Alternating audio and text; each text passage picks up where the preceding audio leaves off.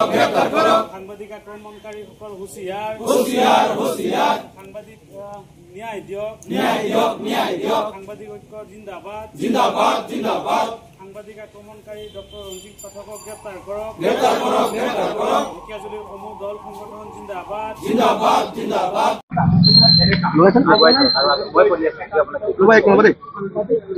পুনৰ দেখা পোৱা গ'ল ঢেকিয়াজুলিত সাংবাদিক নিগ্ৰহ ঘটনা সংঘটিত হ'ল কি ক'ব আচলতে চাওক ডেৰমাহ পূৰ্বে ঢেকিয়াজুলি প্ৰেছ ক্লাবৰ কাৰ্যকৰী সভাপতি তথা ND24 সাংবাদিক বিমলজ্যোতি নাথক শিলবালি মাফিয়াৰ দলে আক্ৰমণ কৰিছিল আৰু এই ঘটনাৰ তীব্ৰ প্ৰতিবাদ হৈছিল। ঢেকিয়াজুলি প্ৰেছ ক্লাবৰ নেতৃত্বত প্ৰতিবাদী বিভিন্ন কাৰ্যসূচী ৰূপায়ণ কৰা হৈছিল। সকলো দল সংগঠনে সজোৰে ইয়াৰ প্ৰতিবাদ কৰিছিল। নাগৰিক সভা অনুষ্ঠিত হৈছিল আৰু এই কাৰ্যক তীব্ৰ গৰিহণা দিছিল আৰু এখন সাংবাদিক সুৰক্ষা আইন প্ৰণয়নৰ কথা এই নাগৰিক সভাত উত্থাপিত হৈছিল। তাৰ কেইদিনমান পিছতেই দ্বিতীয়বাৰৰ কাৰণে ঢেকিয়াজুলিত সাংবাদিক নিগৃহীত হ'ল আৰু এইবাৰ সাংবাদিকক আক্ৰমণ কৰিলে এগৰাকী স্বয়ম্ভূ চিকিৎসকে। ঢেকিয়াজুলি মাজমজিয়াত ৰাইজক ফাঁকি দি ঠগ প্ৰবঞ্চনাৰে গঢ়ি তোলা বিষ্ণুজ্যোতি ছুপাৰ স্পেচিয়েলিটি হস্পিটেলৰ স্বত্বাধিকাৰী স্বয়ম্ভূ চিকিৎসক ৰঞ্জিত পাঠকে আমাৰ প্ৰাগ নিউজৰ সাংবাদিক দিগন্ত শৰ্মা আৰু NB নিউজৰ সাংবাদিক পংকজ মাহাতৰ ওপৰত জঁপিয়াই পৰিল। তেওঁলোকে এটা তথ্য জানিব গৈছিলে এই নাৰ্ছিং হোমখনৰ স্বত্বাধিকাৰীজনৰ পৰা, কিন্তু তেওঁ সেই তথ্য জানিব খোজাৰ লগে লগে খৰ্গহস্ত হৈ সাংবাদিক দুগৰাকীৰ ওপৰত জঁপিয়াই পৰিল।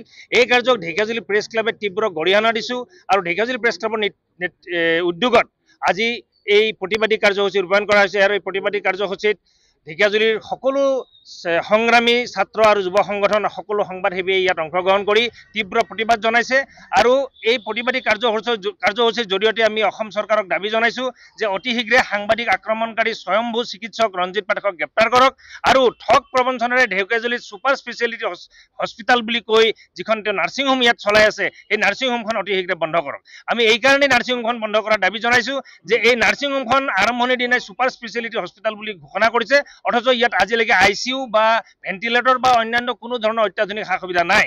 আনকি তাত চিকিৎসক নিয়মীয়া চিকিৎসক MBBS চিকিৎসক এগৰাকী তেওঁ নিযুক্তি দিব পৰা নাই। যি এগৰাকী চিকিৎসক নিযুক্তি দিছিলে এগৰাকী ভুৱা MBBS আছিলে আৰু অলপতে তেওঁ ভুৱা ডক্টৰ বুলি কথাটো প্ৰকাশ পোৱাৰ লগে লগে তেওঁৰ নাৰ্ছিং হোমৰ পৰা তেওঁ উলিয়াই দিছে আৰু এগৰাকী চিকিৎসক আয়ুৰ্বেদিক চিকিৎসক তাত নিযুক্তি দি ৰাখিছে, কিন্তু তাৰ বাহিৰে হস্পিটেলখনত নিয়মীয়া কোনো চিকিৎসক নাই। চিকিৎসক অবিহনে এখন ছুপাৰ স্পেচিয়েলিটি হস্পিটেল চলি আছে, অতি দুৰ্ভাগ্যজনক কথা। এইটোৱে দুৰ্ভাগ্যজনক কথা যে তেওঁ ঢেকিয়াজুলি নহয়, ৰঞ্জিত পাঠক ঢেকিয়াজুলি নহয় আৰু তেওঁ ঢেকিয়াজুলিৰ বাহিৰৰ ব্যক্তি এগৰাকী হৈ ঢেকিয়াজুলিৰ এই মৰখা তেওঁ এইকাৰণে কৰিছে যে প্ৰথমে ঢেকিয়াজুলিত কেইজনমান ব্যক্তিক প্ৰভাৱশালী ব্যক্তিক তেওঁ হাত কৰি লৈছে আৰু সেই প্ৰভাৱশালী ব্যক্তিসকলৰ জৰিয়তে তেওঁ মন্ত্ৰীক মটিভেটেড কৰি লৈ পেলাই তেওঁ নিজৰ নাৰ্ছিং হোমখন তেওঁ মন্ত্ৰীৰ হতুৱাই তেওঁ অপেনিং কৰিবৰ কাৰণে সক্ষম হৈছিল। গতিকে এই কাৰ্যক আমি তীব্ৰ গৰিহণা দিছোঁ, নাৰ্ছিং হোমখন অতি শীঘ্ৰে বন্ধ কৰাৰ দাবী জনাইছোঁ আৰু স্বয়ম্ভূ চিকিৎসকগৰাকীক অতি শীঘ্ৰে গ্ৰেপ্তাৰ কৰিবলৈ আমি অসম চৰকাৰক দাবী জনাইছোঁ। কাৰণ এই কাৰ্য অতি শীঘ্ৰে যদি বন্ধ নহয় তেনেহ'লে ঢেকিয়াজুলিৰ জনজীৱনৰ কথা চিন্তা কৰি আমি কিন্তু ঢেকিয়াজুলিৰ সকলো সংগ্ৰামী সংগঠনেৰ আৰু প্ৰেছ ক্লাবে একেলগে মিলি কিন্তু এই নাৰ্ছিং হোমখন বন্ধ কৰিবৰ কাৰণে ইয়াতকৈও কিন্তু শক্তিশালী আন্দোলন কৰি তুলিবৰ কাৰণে বাধ্য হ'ম। এই বিষ্ণুজ্যোতি ছুপাৰ স্পেচিয়েলিটি যিজন ৰঞ্জিত পাঠক যিজনে আমাৰ ঢেকিয়াজুলিৰ স্থায়ী যিজন সাংবাদিকক আক্ৰমণ কৰা ঘটনাটোক আমি আমচুৱে গৰিহণা জনাইছোঁ। লগতে এই ৰঞ্জিত পাঠক বোলা ভুৱা চিকিৎসক বুলি নিজকে দাবী কৰা এই বিষ্ণুজ্যোতি ছুপাৰ স্পেচিয়েলিটি চিকিৎসালয়টো অতি শীঘ্ৰে বন্ধ কৰাৰ কাৰণে আমি দাবী জনাইছোঁ। লগতে এই ভুৱা চিকিৎসকে যে আমাৰ সাংবাদিকৰ ওপৰত যে আক্ৰমণ কৰা সাহস কৰিলে তেখেতক অতি শীঘ্ৰে আইনৰ আওতাত আনি তেখেতক বিহিত ব্যৱস্থা কৰাৰ কাৰণে দাবী জনোৱাৰ লগতে অসম চৰকাৰক আৰু এটা দাবী জনাইছোঁ। আমাৰ সাংবাদিকসকলৰ যে ক্ৰমান্বয়ে আজি আক্ৰমণ কৰা ঘটনা বৃদ্ধি পাইছে, এই সাংবাদিকসকলক সুৰক্ষাৰ কাৰণে কঠোৰ আইন বনাই সাংবাদিকসকলৰ সংবাদকৰ্মীসকলক সুৰক্ষা প্ৰদান কৰাৰ কাৰণে দাবী জনাইছোঁ।